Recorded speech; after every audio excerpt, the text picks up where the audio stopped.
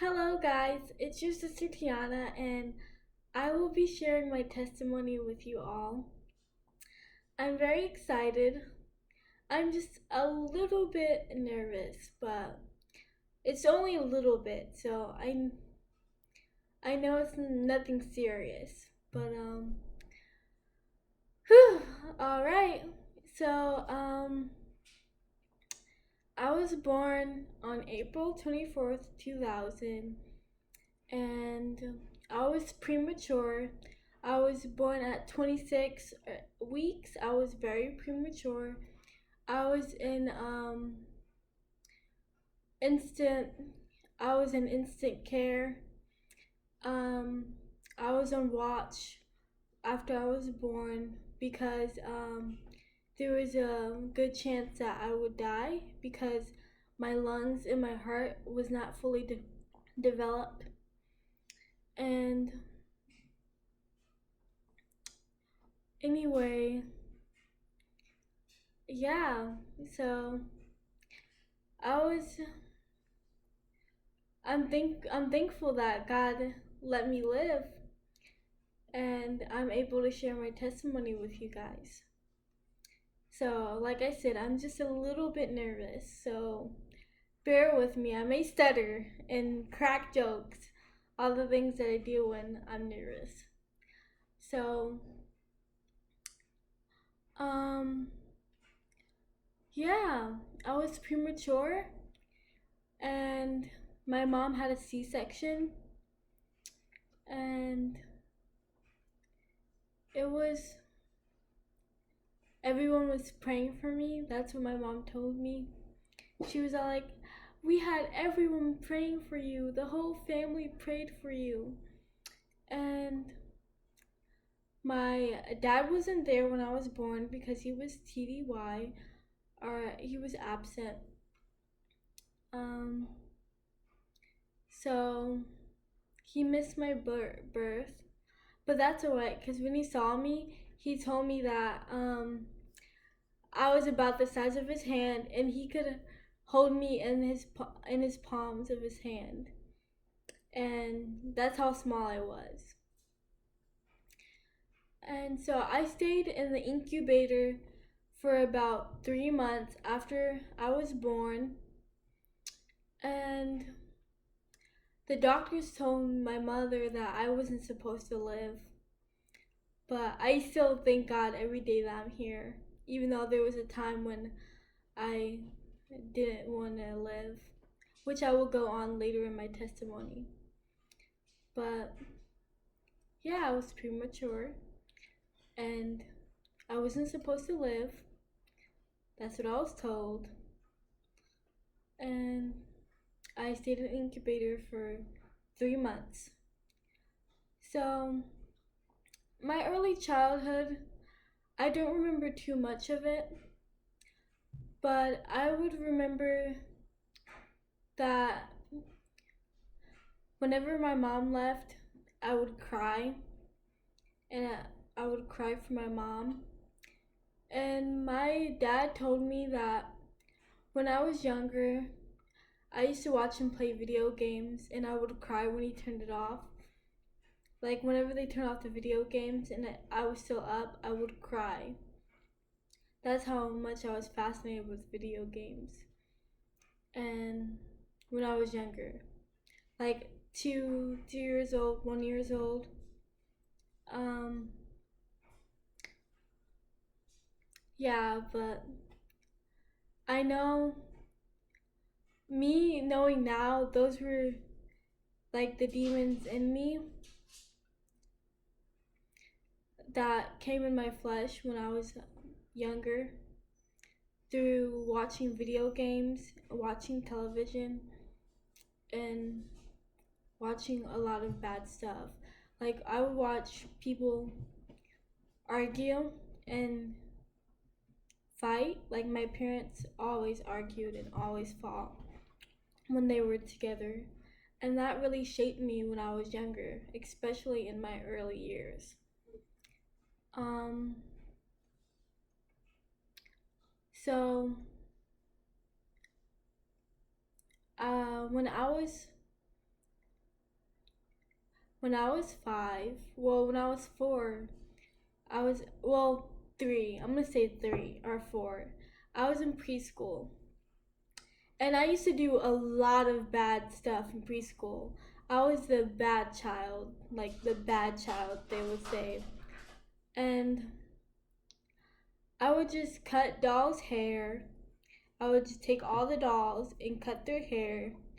Whenever they told me to stop doing something, I would continue to do something. So, for example, it was my turn to play my radio during nap time, and they told me to keep it at a low volume, to, which I did not listen. I would turn it all the way up during nap time and wake everyone in the room up.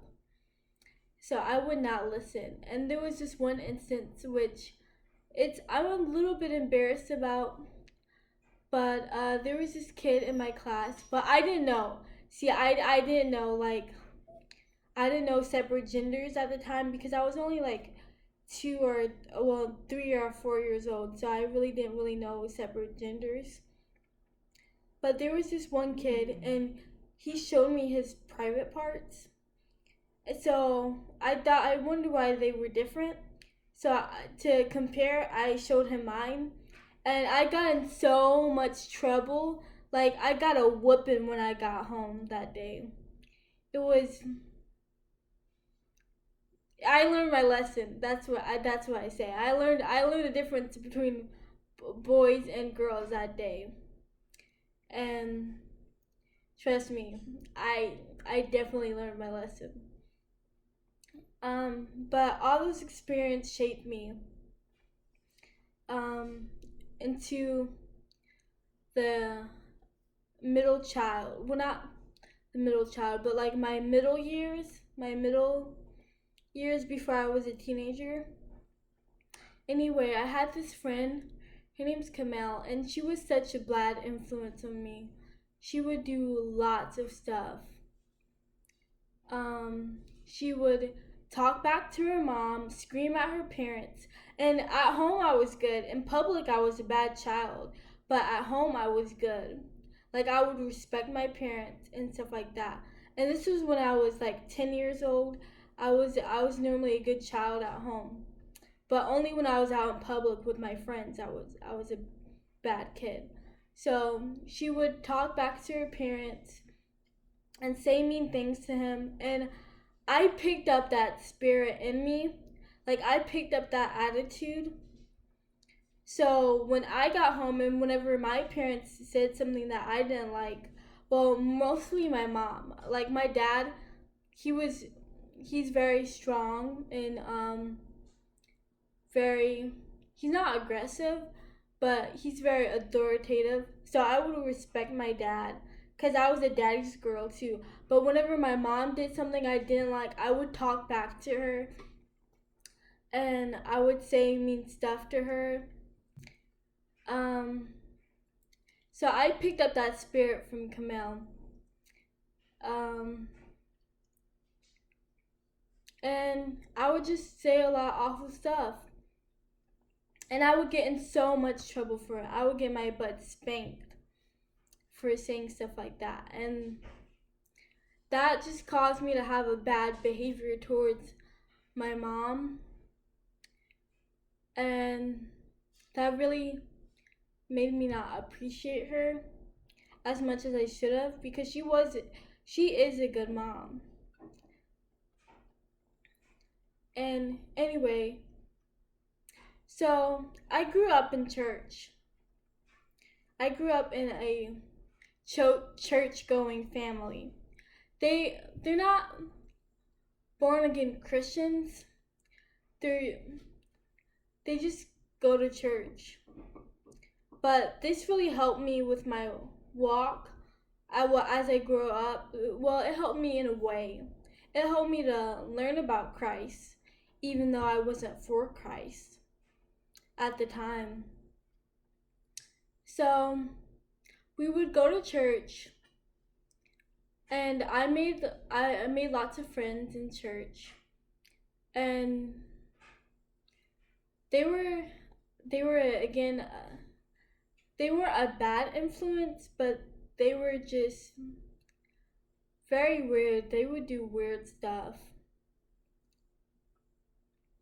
Like, um, I'm trying to think of an example. I don't remember much of what they did, but I remember they did weird stuff. Like, they used to flirt with my friends that I had. They used to flirt with boys and do all that bad stuff and have boyfriends. And I would try to follow in their footsteps. So, my friend Mahogany, at the time, she had a boyfriend named Michael. And I didn't like Michael, and I didn't like Mahogany either. Even though we were friends, I know I was very two-faced. And I was two-faced for a very long time. And with with my friend behind my friend Mahogany's back, I would make out with Michael. And this was after church during youth group. Like, they barely watched us during youth group. We were doing our own little thing. I made out with him. It wasn't a very good make out, but I remembered that I made out with him. And that's when the spirit of lust got into me. Um, this this spirit of wanting to attract men got into me, and that's really shaped my teen years. So after I would do stuff like that after youth group, well, during youth group,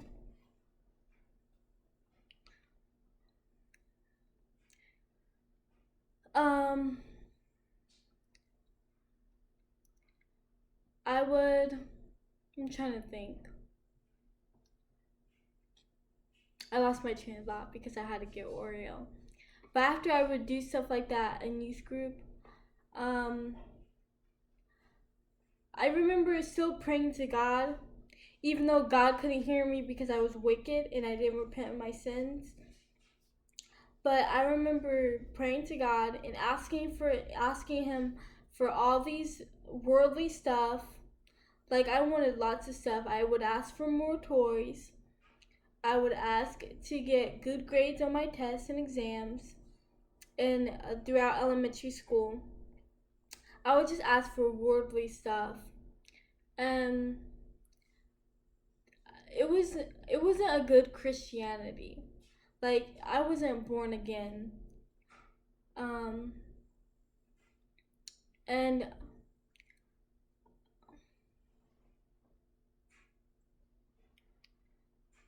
I did lots of things that were very sinful. But there was this instance when I went to a Christian school, and that's where I memorized Bible verses and I learned more about Christ, but I still haven't given my whole life to Christ. And they told me to do the sinner's prayer when I was in school, and I did the sinner's prayer, but deep down inside, I still haven't felt like I changed. I was still sinning and watching television and listening to secular music and just behaving in certain kinds of ways and talking back to my parents. Like, I was still living in sin. I was just a worldly Christian, or not a born again Christian. And that carried throughout most of my life. Like, I was going to church, but still living in sin. Like, Sunday I was good, but the rest of the days I was off the chain. So I'm gonna speed this up just a little bit because I'm already at 14 minutes. So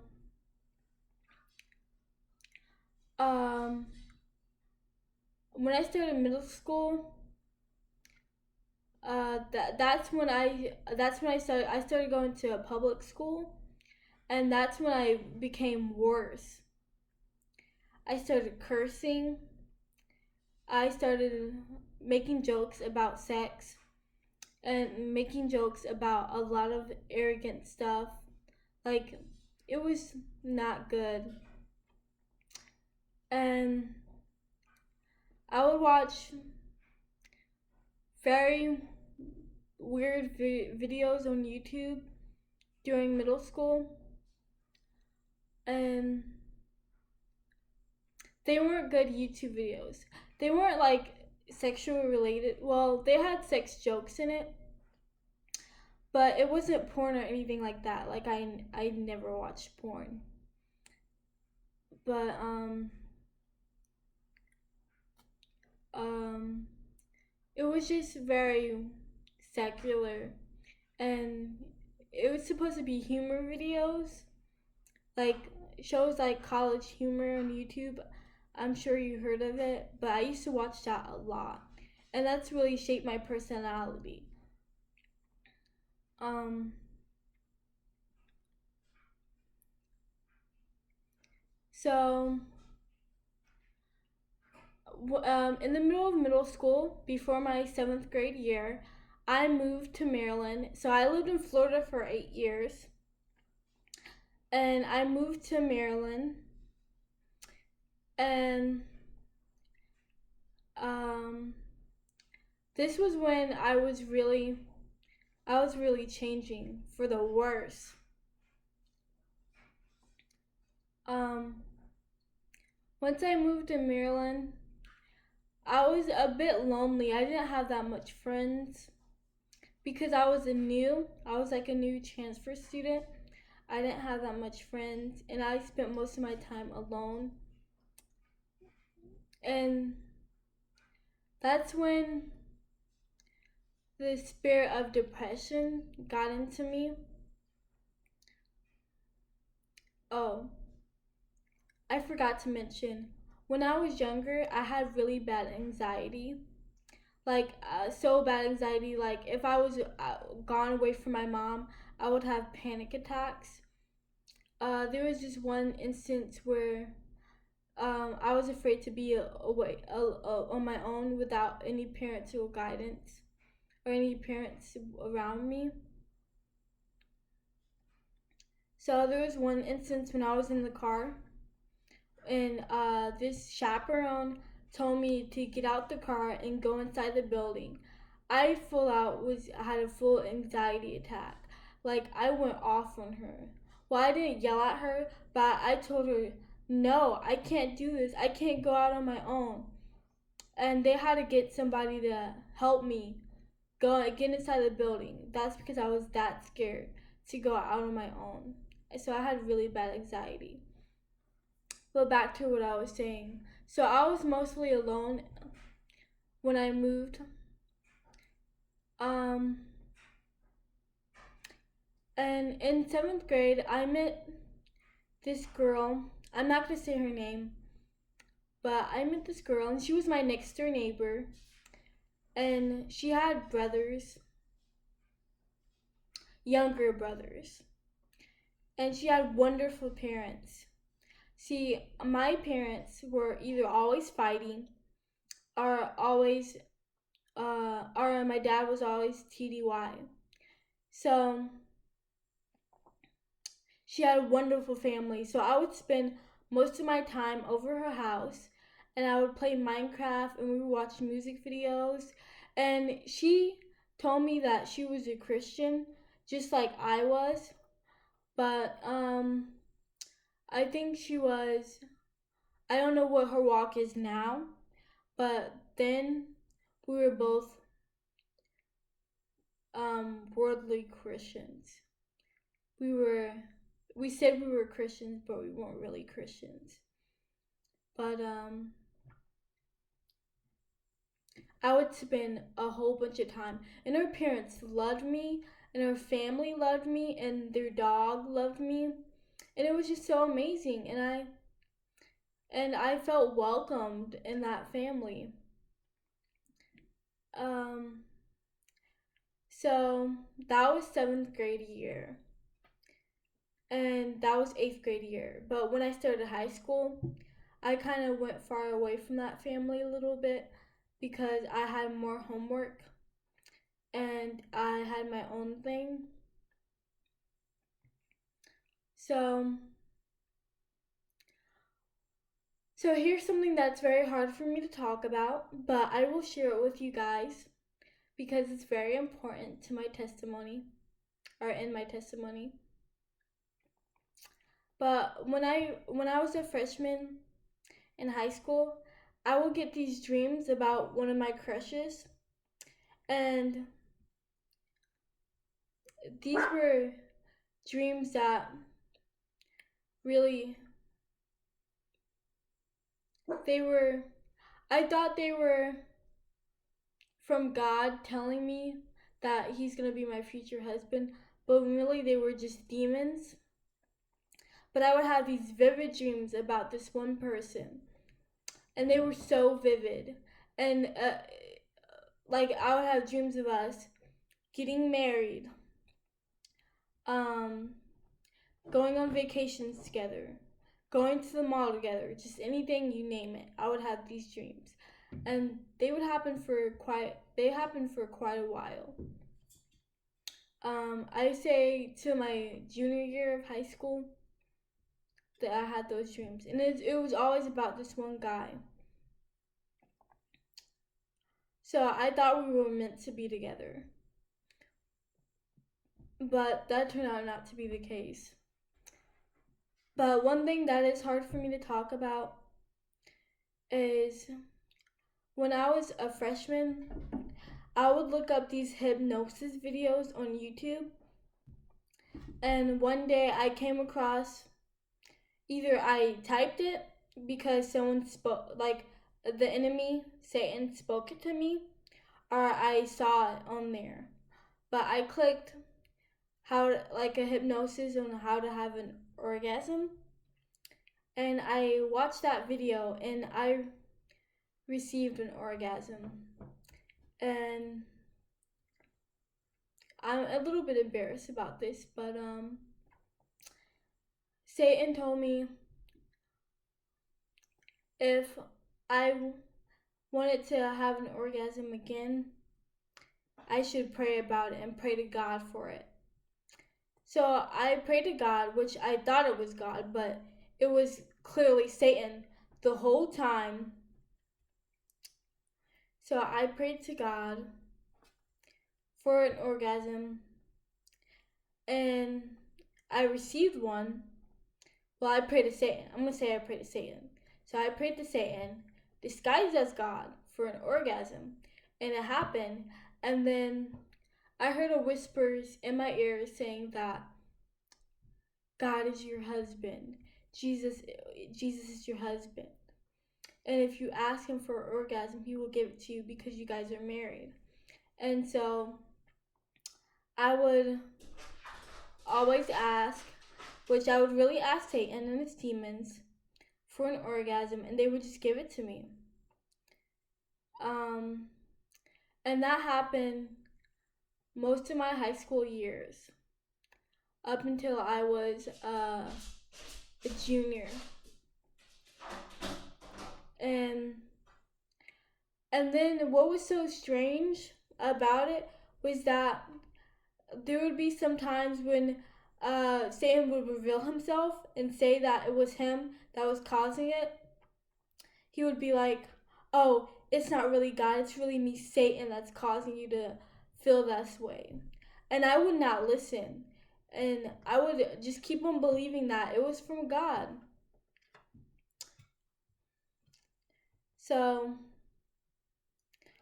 yeah, it was a rough time. Like, I was lonely, I was depressed, I was confused because Satan was confusing me with all this stuff. And yeah. But so in the middle of my sophomore year, I moved again, and this time I moved to Illinois, and this is where I'm at now.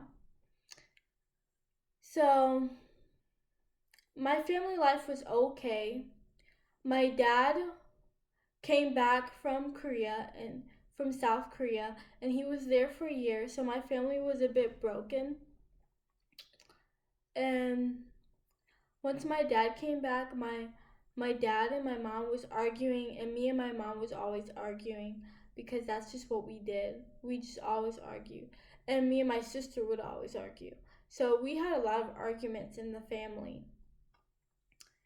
And that really broke me down.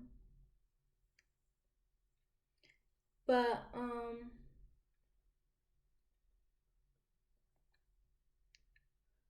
and we stopped going to church. Like in Maryland, that's when we stopped going to church as a family. And when we moved to Illinois, we completely stopped going to church. And so I feel like my faith was broken if I had faith. Ouch, Oreo. Oreo, what are you doing? Oreo's nipping at my feet. It hurts. He's like biting at it. So, like, I felt like I was just very confused. I was confused about a lot of stuff. Like, something just didn't feel right at all. In my spirit, something just didn't feel right. And everything was just so off. I just remember going in my old house where I used to live in Illinois, and I remember thinking that this is not what I'm supposed to be doing. This is not where I belong. And I think in a way that was the Lord speaking to me and telling me that I should turn to Him. So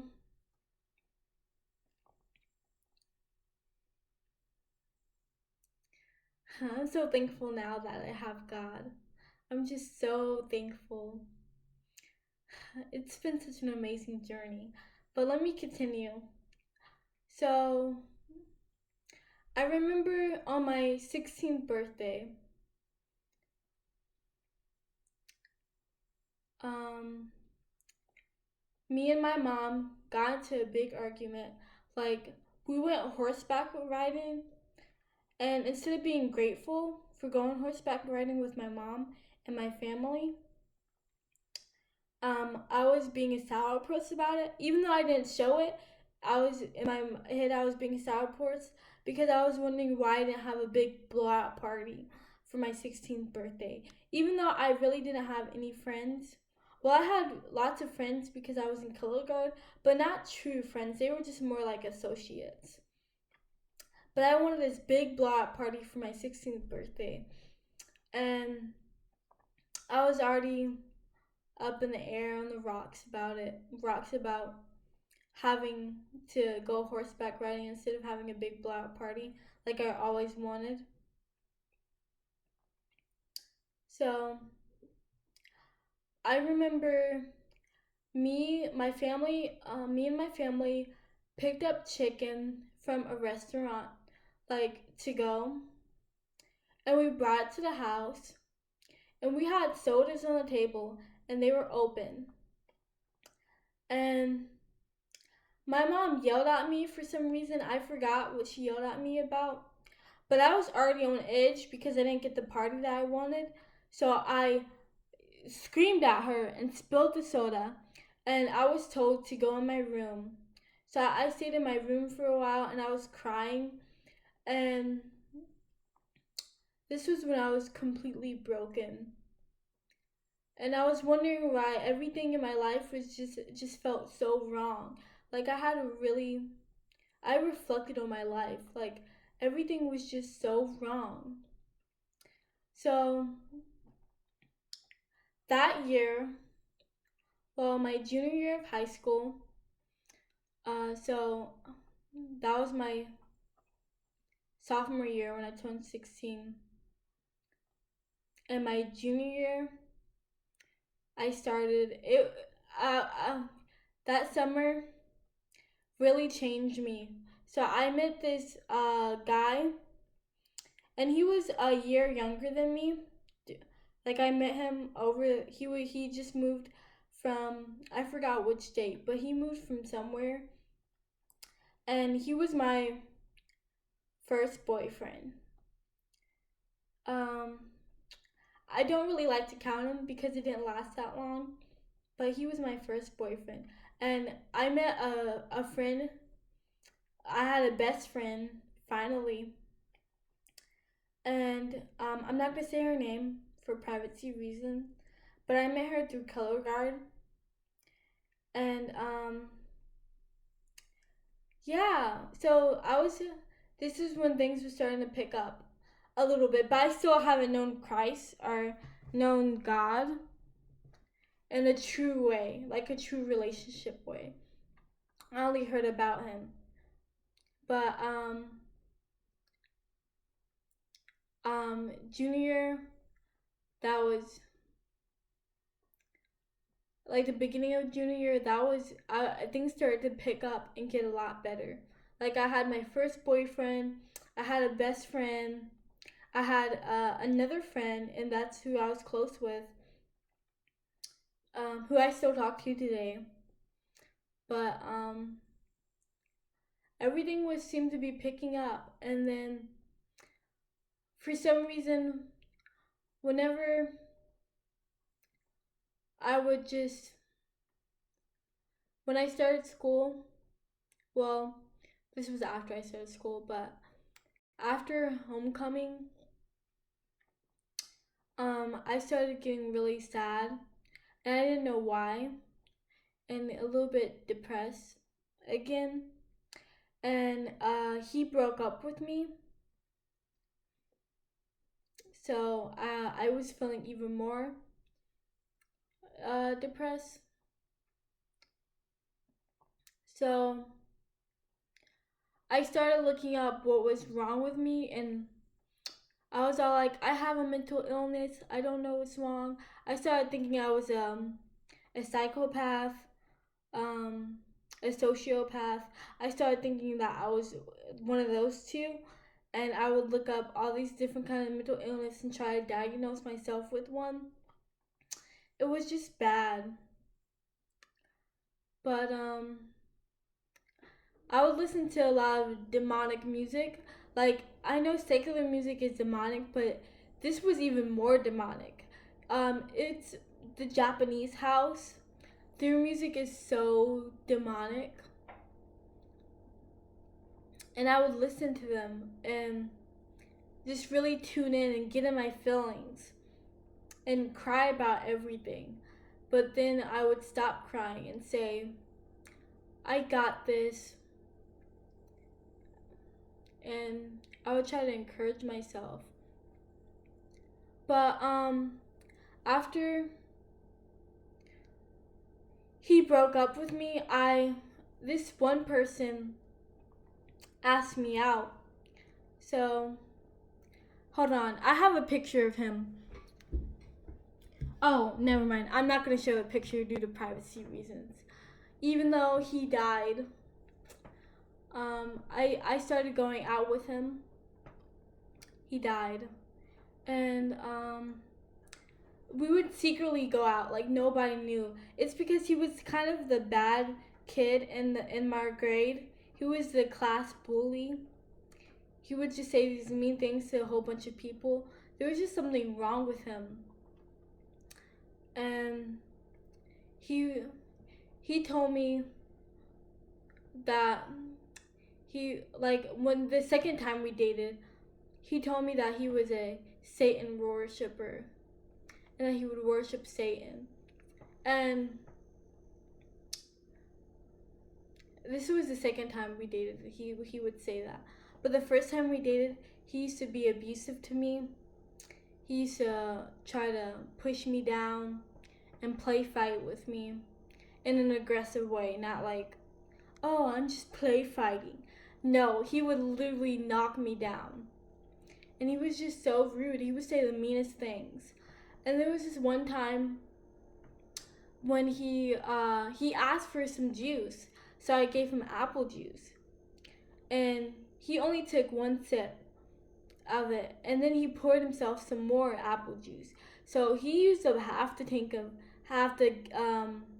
not tank, but like half the bottle of apple juice, he poured it in his cup. He didn't drink anything. And then he stopped drinking it. And then he poured it out. Like, he poured all that juice and he didn't even drink it. And then I would tell him to not walk around walk around the house with your shoes on, because that was my mom's rule. And he would walk around with his boots on and track mud everywhere. And this was when we were secretly dating. Like, there was this time period when my family wasn't home, and he would come over to hang out, and it was only for a brief second. It was only for like a couple minutes. He would stay over, but he was very abusive. And so we ended up breaking up. Well, I broke up with him on New Year's, like right after the ball dropped. I was in church, and it was right after it was turned 12 o'clock. I called him up. I left him a voicemail saying that I don't think this is going to work out. I'm breaking up with you. And then he called me back and he said, it's over. And that was that. So I was already feeling depressed and stuff like that, and feeling so not worthless. And while we were dating, I would go on these anonymous chat. Well, after we dated, I would go on this anonymous chats. I mentioned briefly in my flea fornication video, but I would go on this anonymous chats, and I would chat with guys across the globe. And it would sometimes be sexual. Like, I didn't let it go that far, but I would do a lot of, I would just talk a lot of junk. I would be like, oh, I can do this, I can do that. And it was really bad. And these chats were not for younger people, not for kids. These chats were like for adults, and I was on them. And I was just trying to find fulfillment in that. So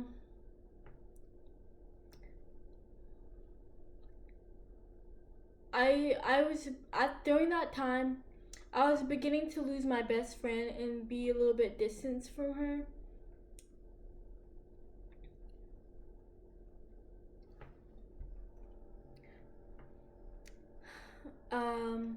And distance from all my friends. I was just like so depressed. And I kept having these sexual dreams, which I couldn't explain why it kept happening.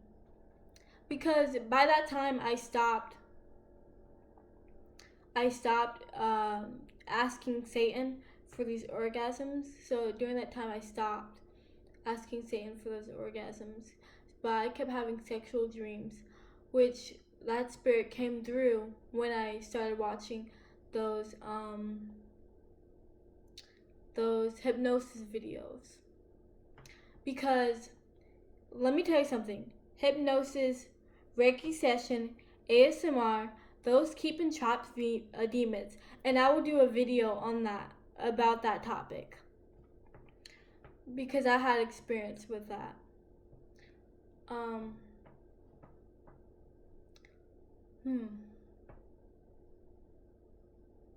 Sorry, I got dizzy for a second. I think that's the enemy trying to attack me. But at the end of my junior year, I started looking up colleges, trying to figure out which college I wanted to go to.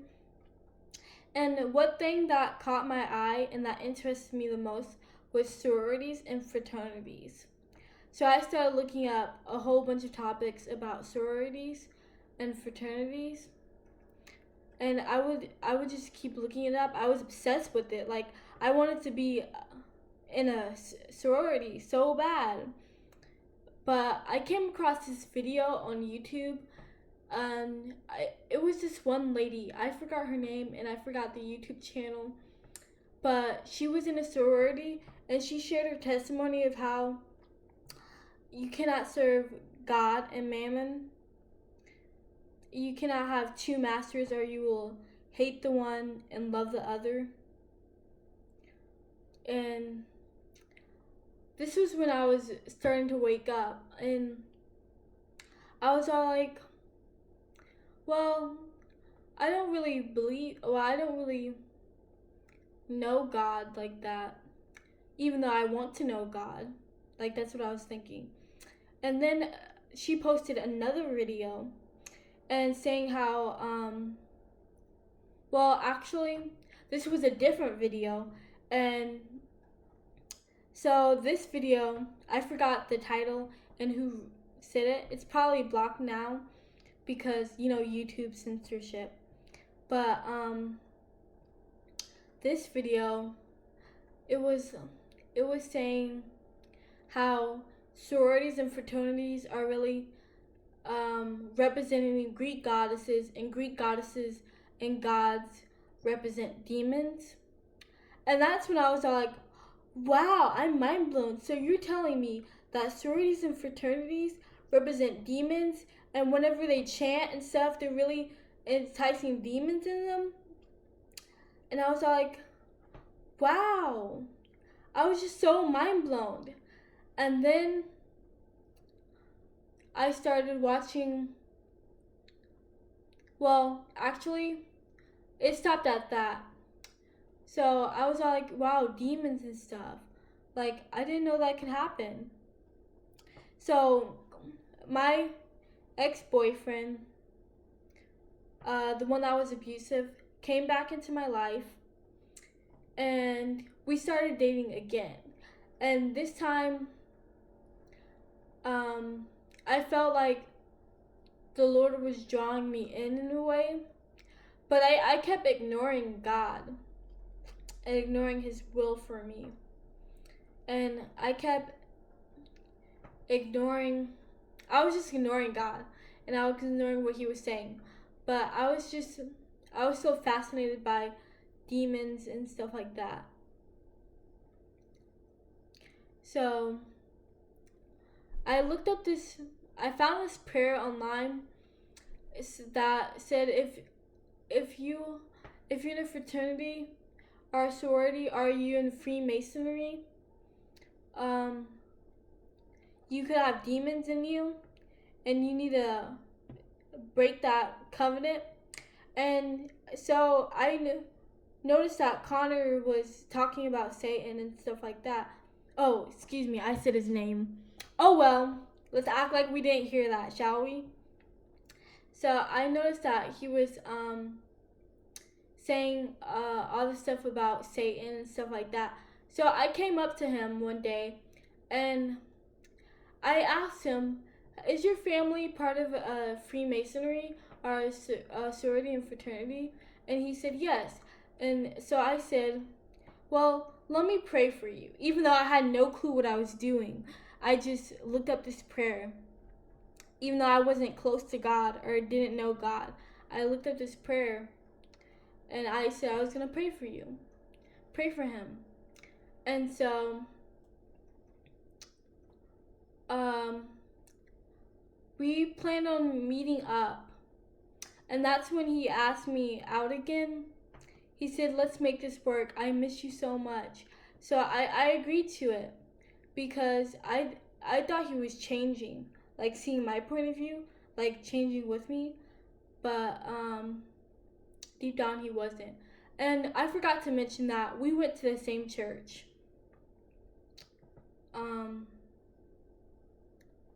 And that's how I met him. We went to the same church.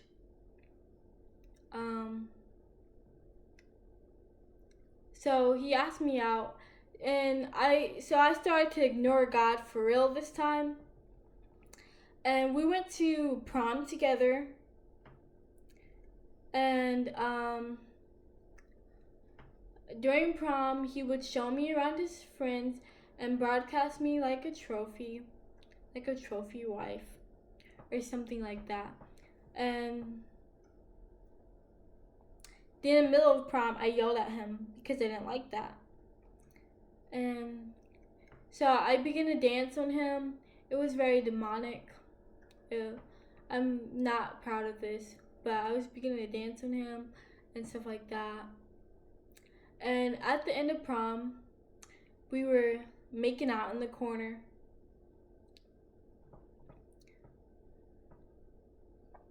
And it was, I was just so in the world. Well, yeah, we would just make out in the corner. We didn't care if the teachers were watching us. We were just stuck in our sin, and we liked it. So,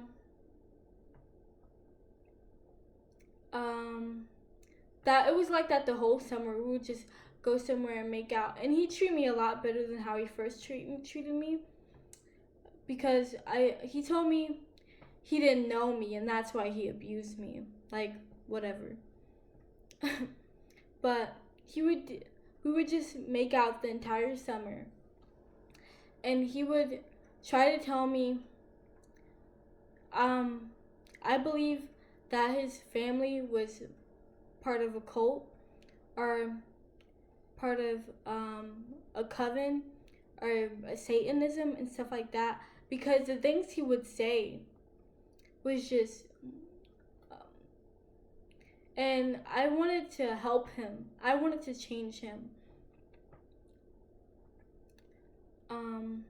But he would say all these terrible things, not about me, but about the world, about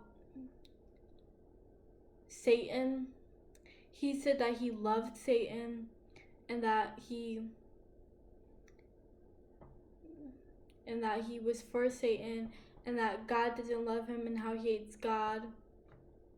So he was probably part of satanic or ritual abuse, and I wish I knew God then so I could help him out.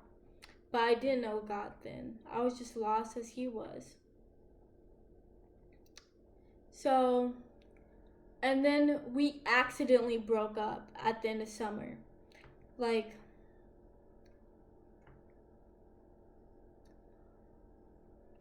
I don't know how we broke up, but it was apparently an accident, and we tried to get back together, but it just didn't work out. But yeah. So my senior year of high school, I went back to looking up demons and stuff like that, and sororities, fraternities, and Freemasonry, and I came across this video from a call from an uprising, and it was talking about how the world is not as we know, and how the world is not for us, and it was never for us, and how Satan runs this world. And I was all like, wow, I'm learning so much. And I was looking up conspiracy theories left and right, and I was watching all these channels on YouTube. And I just kept watching all these channels and conspiracy theories, and I was just so fascinated by them. And it was in like, I don't know what month it was, but it was the next year of that school year, where I stood in my room and I was just so sad and so depressed of finding out about all these conspiracy theories that I broke down and cried. Like, I just cried.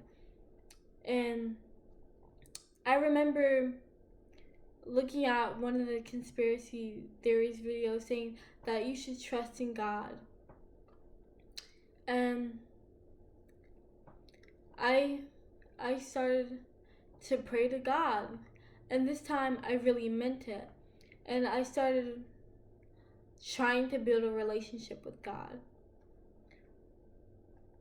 Because I had enough of the world, and I had enough of my depression. So I was starting to just pray to God and try to submit my will to God. And I was looking at all these YouTube videos, and I was looking at other sisters in Christ, and I saw that they were wearing skirts and dresses, and I'm like, that's the way to go. And head coverings, I'm like, that's the way to go. That's how you're supposed to dress. So I started dressing this way, and people in school would look at me crazy for wearing this. I mean, I didn't have a head covering at the time, but I would just wear skirts and dresses. And when people would ask about it, like my friends, they would say, well, I would say, oh yeah, it's just a new religion thing I'm trying out. And they would be like, oh, okay. During that time, I was in color guard, and I was having a rough time in color guard. Like, my coach would always yell at me. I would always get in trouble. And I would do a whole bunch of stuff. Well, not a whole bunch of stuff, but I would listen to what they were telling me, like, to perform. But in my spirit, it didn't feel right doing color guard and, like, performing and dancing in front of audiences and doing winter guard. It just didn't feel right in my spirit. So I wanted to quit, and especially when one of the instructors, he was all like, oh, become one with yourself, and it's a mind thing, you have to think about it mentally. And he was doing all this new age stuff, and that didn't feel right in my spirit. So I was always getting yelled at. And then here's the sad thing. In like the month of March, when I was reading my Bible, and I was reading the Word, but I was looking to all these different religions, like Christian beliefs. I forgot what's it called, but it starts with the A. It's not agnostic. It's not apostolic, or it starts with the A. And I was looking towards that religion. Adventist. I think it's Adventist. I was looking towards that, even though that's false. But that was like the religion I was looking towards, because I was watching Bible Box at the time, and he was Adventist, and I was following him. But anyway, the month of March was a dark time for me. Like, I was drawing close to God, and I was seeking the truth, nothing but the truth, but something wasn't right. And when one of my youth pastors died, that's when I broke down. That's when I felt in my spirit that life is too short, so I should give my all to Christ.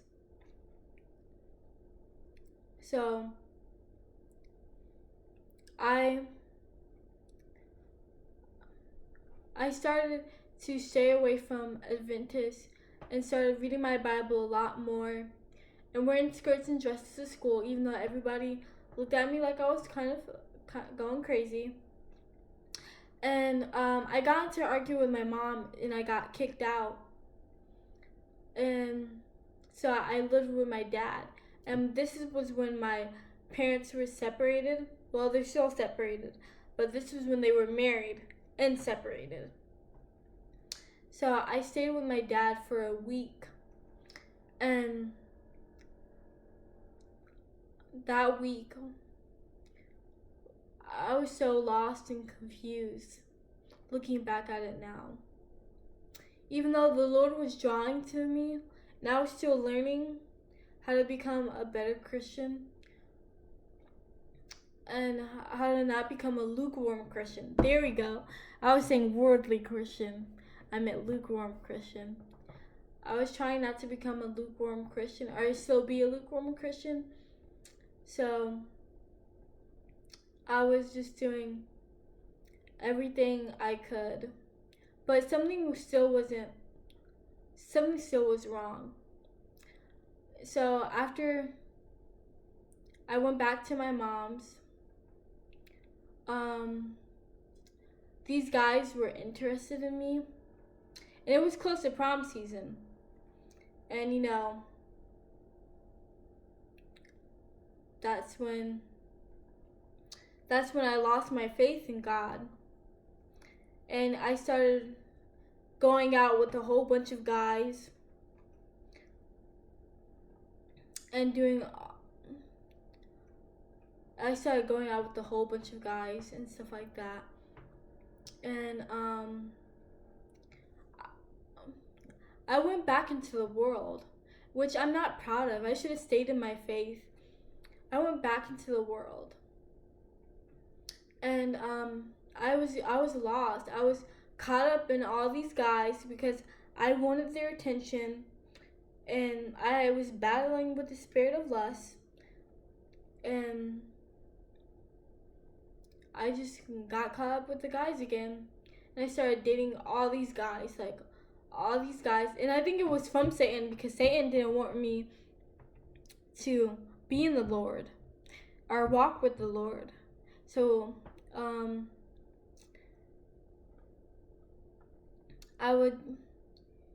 he would just send guys my way, and I would like the attention, and I would go out with them and stuff like that.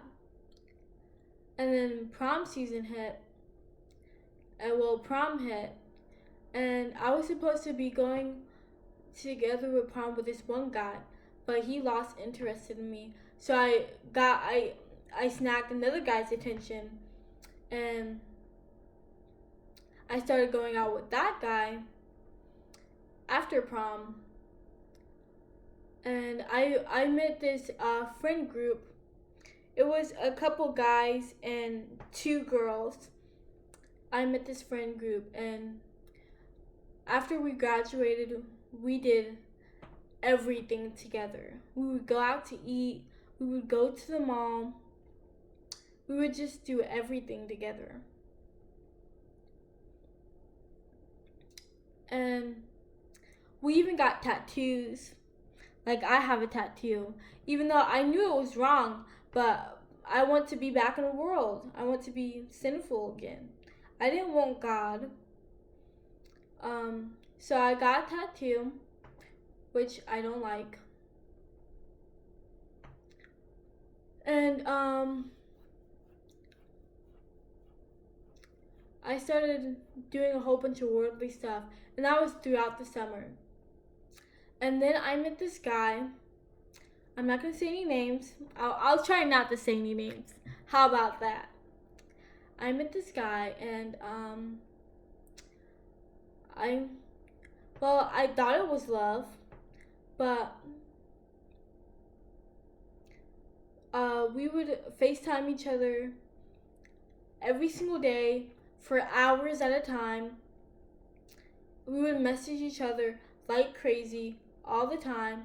I would always go over his house and be around him, and we would just do everything together. And we would, even though the only thing I did before I met him was made out with boys, was only make out. But when I met this guy, we would do a whole bunch of sexual acts. Besides sex, we never had sex, but we would just do a whole bunch of sexual acts. And I thought I was in love with this guy, but that was wrong. And it was time for me to go to college. So I went to college, and I'm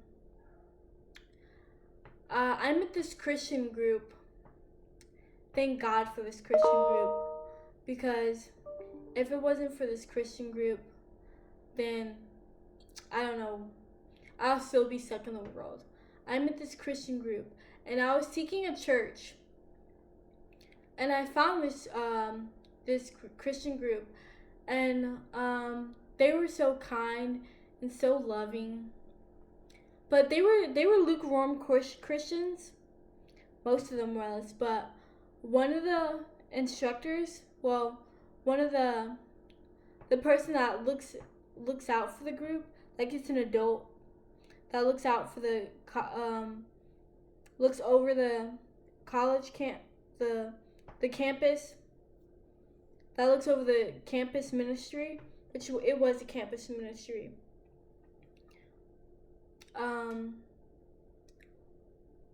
Yeah, she was so kind, and she taught me a lot.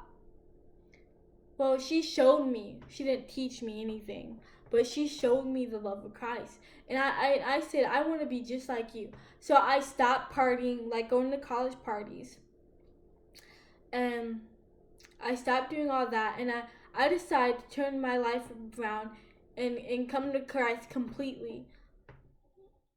And my boyfriend, like I was still with my boyfriend that I met over the summer. And he would get mad at me. He would be like, "Oh, yeah, you and your Christian friends." And he would get mad at me for hanging out with them. And he would get mad at me for going to parties. And he just got mad at me. So after I stopped going to parties, and uh, this makes me so happy. And I got baptized at that campus ministry, because I was like, I want to get baptized, because I was wanting to get baptized for a long time, when I was seeking Christ. So I said I want to get baptized. So they baptized me, and that's when I was like, I gotta cut it off with this guy, because I was such in joy, and he told me that he hated God and didn't want to be with God and didn't want to have a relationship with God. So I was like, I have to cut it off with this guy. So after I got baptized, we got into a big argument. And he told me how he didn't like God and stuff like that. And I was all like, well, God made you. And I forgot what I said, but I was just defending my faith. And I told him that if he kept living in sin, he would go to hell and all this other stuff. So, anyway, I broke it off with him. And it was such a wonderful time. I was in the spirit, and I relied on God for everything. And I was still dressing like the world, but I just relied on God for everything. And I was seeking God, and I was reading my Bible, and I was listening to Bible audio at nighttime. And then something happened a couple days later, like a week later. And that's when one of my main mental illness began to kick in. And I had to be hospitalized. I was in the hospital for a week because of that mental illness. I'm not gonna say what mental illness it is. Maybe when I stop worrying about what people think, I'll share what the mental illness is. But I got this mental illness, and I was in the hospital for a week. And I returned to school after that week, and I was still trusting in God. and they prescribed me medications. And I was hanging out with my campus ministry friends and taking my medication. But one day I was all like, I don't want to take my medication anymore. I don't need it. I can just trust in God completely. So I stopped taking my medication, and my mental illness happened again. And this time I was brought home from school, and this time I stayed at home. I didn't go back to that college. And I miss that campus ministry. It was good to fellowship with other Christians, but this time I stayed home, and that time I was really depressed. I was sad that I couldn't go back to that college because it was an amazing time. And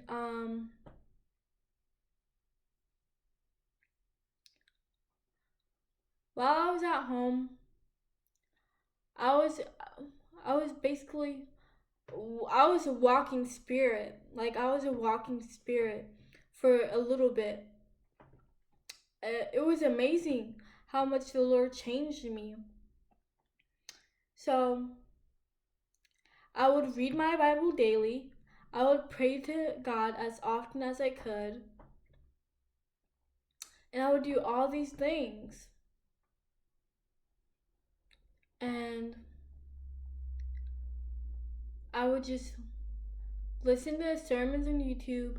And I wasn't working at the time, so I had that time to just relax and just be with God. And I enjoyed that time, even though I was depressed and sad. And I was worried about the end of the world too. But I had that time to just relax and just be in the Lord. And then here's an issue. I went to visit my grandparents. Well, actually, my grandparents came and visit us first. And I was wearing skirts and dresses and wearing scarves on my head. They weren't really head coverings, they were just scarves because I didn't have head coverings at the time. Um, and this was the year 2018. So this is 2018. So not too long ago. They visit me and they were like, "Why are you wearing that? How come you don't want to watch TV with us? How come you don't want to do this and that?" And I would just respond with Bible verses, and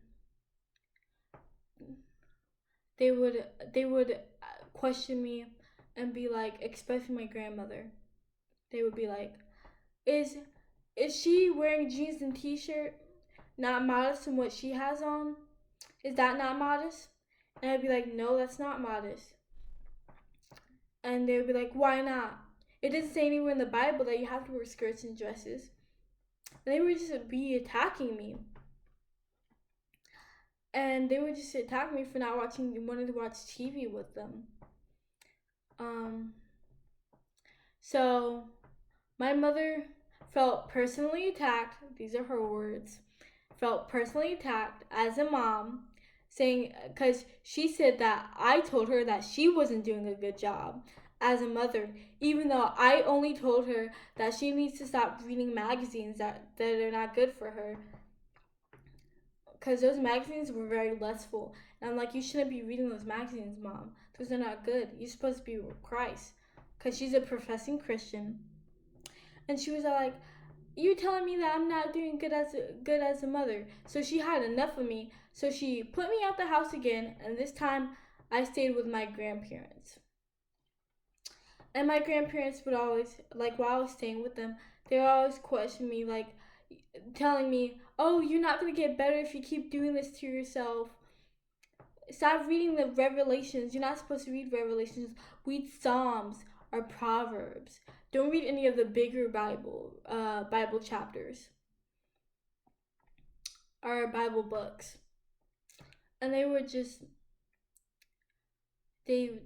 attack me. And well, my grandmother. My papa was just, he was just doing his own thing. And so I had my iPad to watch sermons, and my grandmother would be like, "Don't watch sermons. You shouldn't listen to everything you hear." And I was watching like good people like Chris Sala and David Wilkerson. I would just watch all those Bible people, like Bible preachers and pastors. They were good people and teaching good doctrine, but my grandmother didn't like that. So she told me to watch TV. So instead of listening to God, which I was obeying God and I was listening to Him, but instead of doing that anymore, um, I downloaded Netflix and I was watching Christian movies, like the Christian movies that they have on Netflix. I began to watch that, even though God told me not to watch any TV, because I knew you could get spirits from those TVs. So I started watching that, and then I thought to myself, well, these are not too bad. If these are not too bad, then the Christmas movies are not going to be too bad either, because they're still about Christ. Even though I knew deep down inside that Christmas is a pagan holiday and a worship Satan, in my mind, well, it was Satan in my mind telling me that, oh, Christmas movies are not bad. So I began to watch Christmas movies while I was over my grandparents' house. And this was in November of 2018. So I was watching Christmas movies. And then this one show, Charmed and Sabrina, well, The Chilling Adventures of Sabrina. I was like, I know I'm not supposed to watch this, but I can watch this to gain understanding about what the enemy is doing in my life. That was a lie that the enemy told me. Like, oh, I can watch these witchy shows to gain a better understanding about what the enemy is doing. So I began to watch all those these TV shows, like these witchy coven TV shows, and that teared my spirit down. Like that broke my spirit. Even though I was still praying to God and reading my Bible, I was watching all these devilish demonic TV shows. And when I returned home, it was around Christmas. Well, it was in the month of December when I returned home. And it was like a week before Christmas, and my job called me, and they were like, "We need people to work. Are you on break?" Because they thought I was still at college. They were like, "Are you on break? Come down and work at your job." And my mom was all like, "Who's that on the phone?" And I'm like, "It's my work. They want me to come back and work." And they want me to come back and work for them. And Mama like, you should work. Answer the phone call. Tell them that you can work. So I told them that I can work that one week, like that one Christmas week. So I started working there, and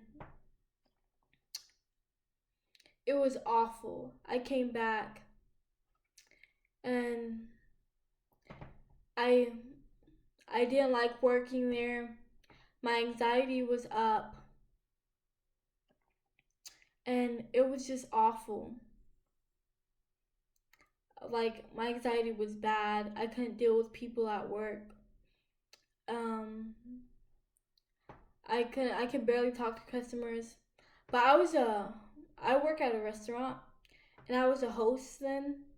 So I would seat people, and I thought to myself, I'm glad the only thing I have to do is just seat people. But it was just awful, and it was super busy. It was super busy all the time, and I just hated it. So after that week was over, I went to my mom, and I'm glad I'm only working for 1 week. And then she's like, no, you're working until you start school next year, until you start school. I'm like, but when I was supposed to start school in January, go back to Eastern. That's the school that I was. And she was all like, no, you're not going back to that college anymore. And that's when I was devastated. So she told me that I had to work and I'm not going back to my dream school. I was so depressed. Like, I hated working in that job. And I was so mad that I couldn't go back to my dream school.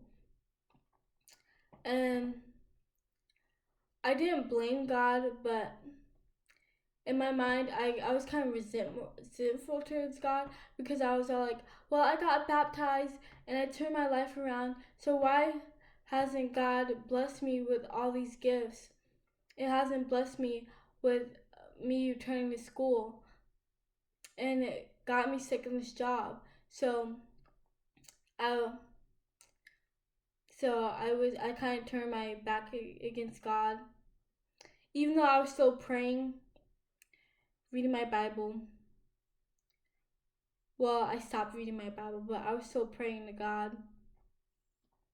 I still kind of blamed him for what was going on in my life. So I would begin working, and I worked there for quite a while. And I still work there today. But I worked there for quite a while. And I worked 5 days a week, and I hated that job. Like, I hated that job then. And it was awful. So I was all like, well, if God loved me, he wouldn't let me work this crappy job.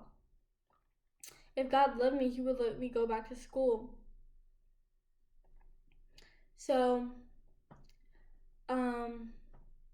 I would begin to be back in the world, even though I was still praying to God. I was in the world just a little bit, like I was sinning and stuff like that. And here, I've been talking a while. Let me get some water.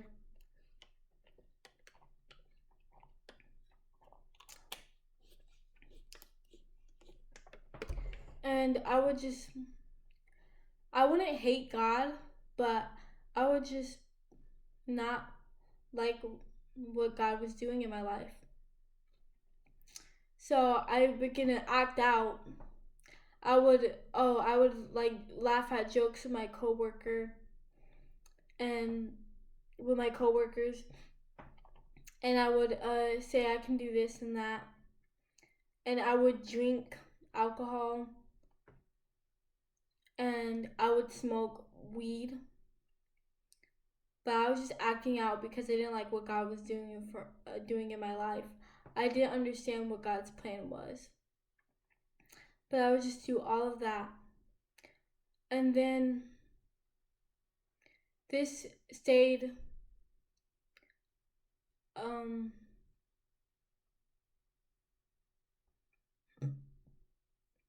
it stayed like that for a couple months until I was all like, I don't want to be back in the world again. I don't want to be part of the world again. And I don't want to live in that sin anymore. So I repented for my sin. I asked God to forgive me. I asked God to change my life and let his will be done. And this was like, it was in the middle of summer, 2019. This was when I was like, I can't be back in sin anymore. Like, I can't do it. It's just not me. I can't do it. Like, every single time I would do all this bad stuff, I would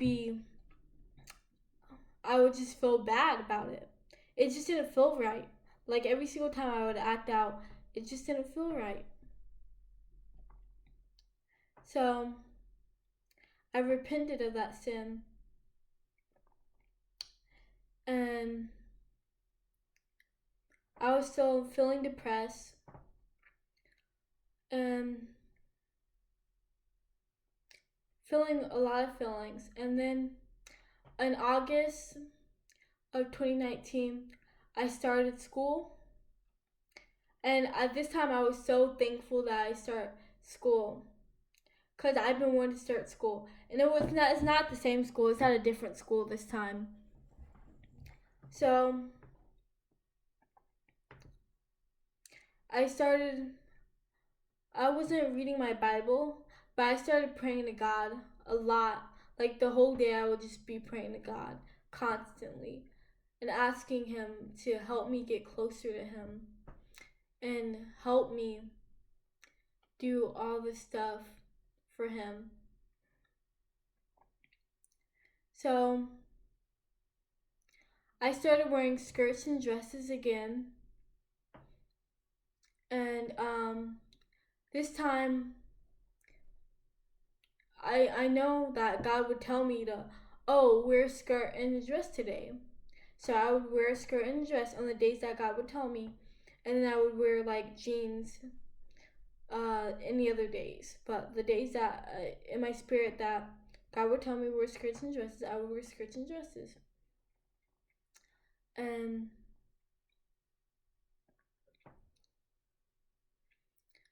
and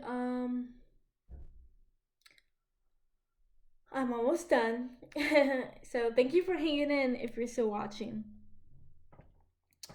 And so it was like August, and I started school, and I was wearing skirts and dresses when God told me to wear skirts and dresses that day.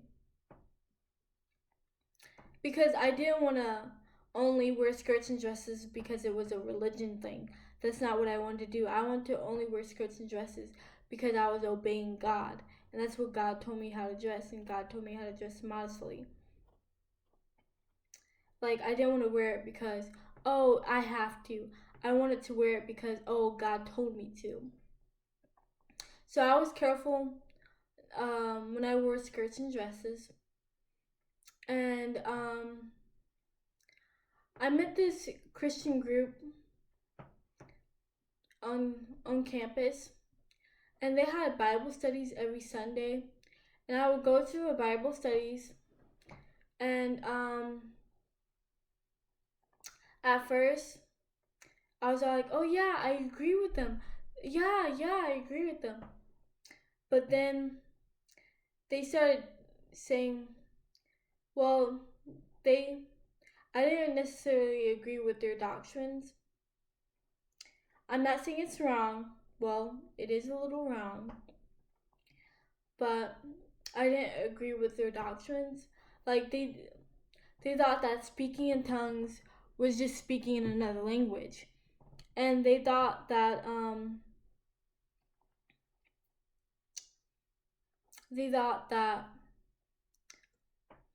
hold on, I lost my train of thought. Um, they thought once saved, always saved, that kind of thing. And I was like, oh no, I can't be back there again. So I and I can't follow man again because that was my issue in the past. Like I would follow man and what YouTube said, what I should be doing instead of listening to what God said. So I began to seek God on my own, and I started reading my Bible and on my own and just praying to God and asking him to reveal himself to me. And I would repent of my sins, and I would just do all of that. And I noticed that the reason why I wasn't close to God as I wanted to be, it's because I had demons in me. So I want to be as close to God as I could possibly be. And so I sought deliverance, and I stopped watching TV.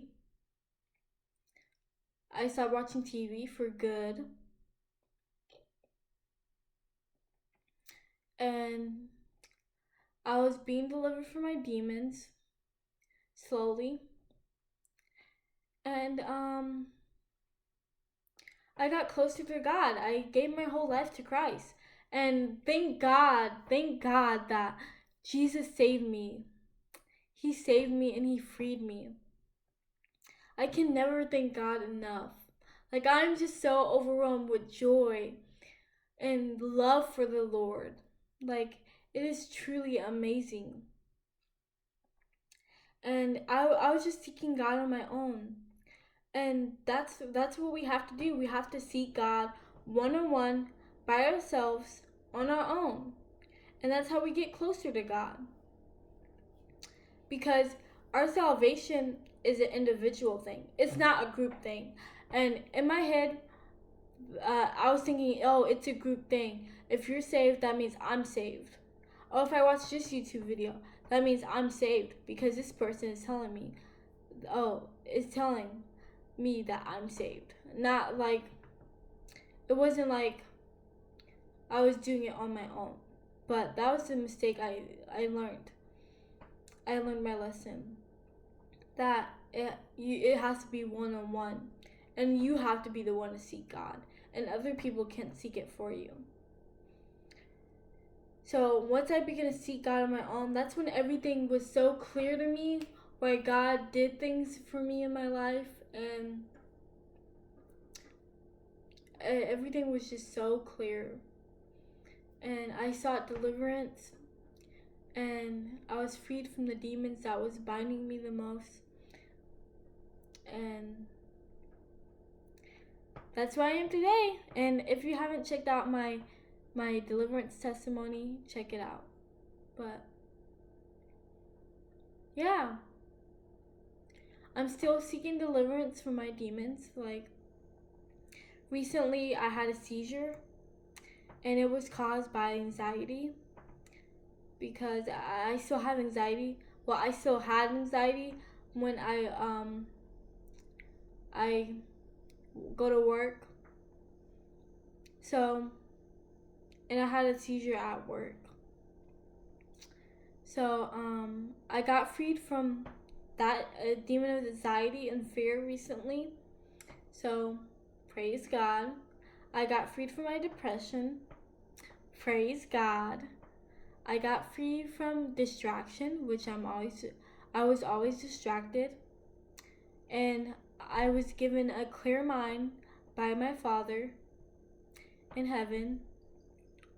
And that's my testimony. And I thank God for my testimony. And I hope my testimony brings you guys joy. And I hope that this helps you with your walk. And thank you guys so much for listening. I know it was long, but thank you guys so much for listening. All right, God bless. Have a good one.